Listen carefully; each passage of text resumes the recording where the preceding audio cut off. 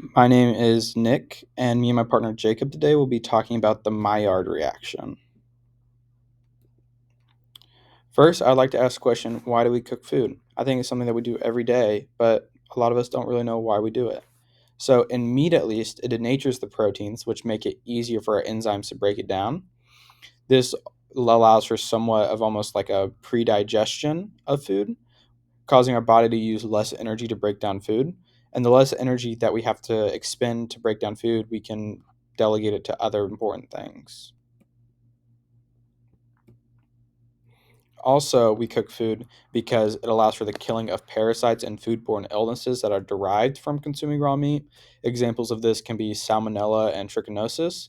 But the thing that we're going to be talking about today is because cooking food makes it taste good.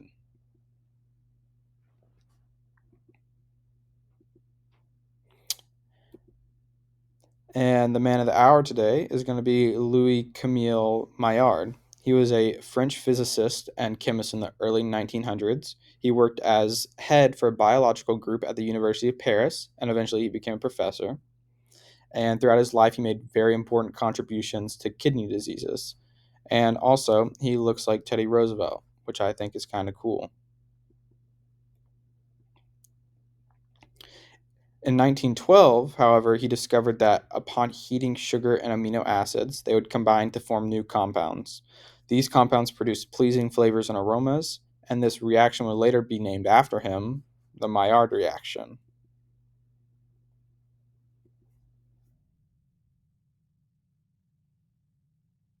The Maillard reaction occurs between amino acids and carbohydrate sugars. This produces Maillard browning.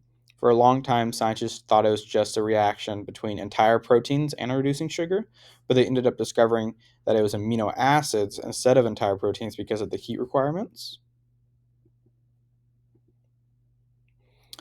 So, in a Maillard reaction, the reactive carbonyl group of a reducing sugar molecule reacts with the nucleophilic group of an amino acid. And why is that? That is because while both of the reactions are non spontaneous, entire proteins are more non-spontaneous because they require a larger amount of heat than just amino acids. For many of these reactions between molecules to take place, heat is required. It starts at around 284 degrees Fahrenheit. As a result, this causes a darkening of food color and also a change in flavor.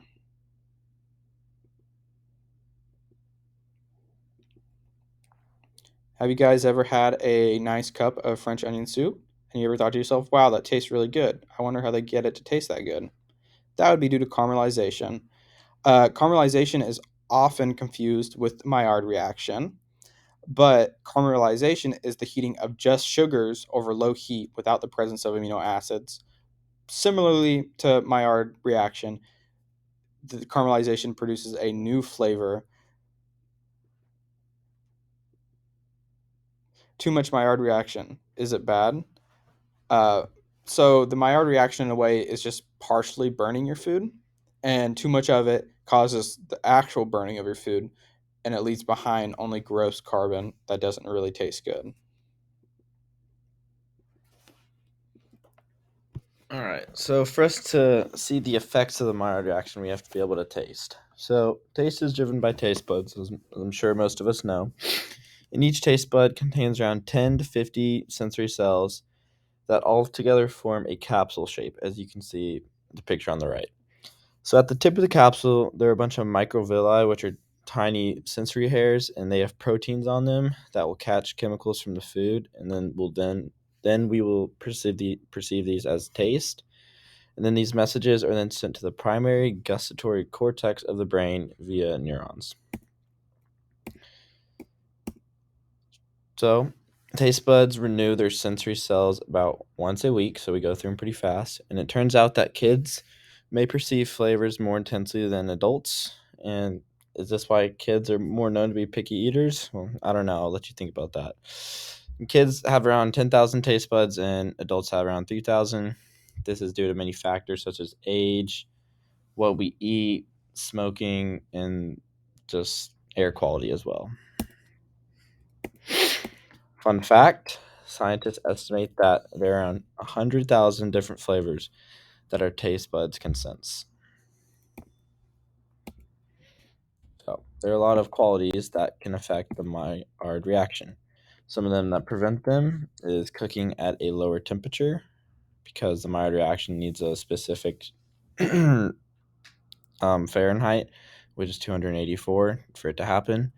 Boiling water, water holds heat pretty well, and it boils at 212 degrees Fahrenheit, so it'll never get up to 284. So no matter how long you boil a steak for, it will never turn a dark brown. And then some things that enhance the Maillard reaction: uh, drier foods. This can be done with salt. An example is salting a steak overnight, because it takes all the water out of the steak, making it easier to heat up. High temperatures, it's kind of an obvious one, but we don't want it too high, because then that can burn the food. And then higher pH, turns out that they are more susceptible to the Maillard reaction. And then here's a video of me performing the Maillard reaction.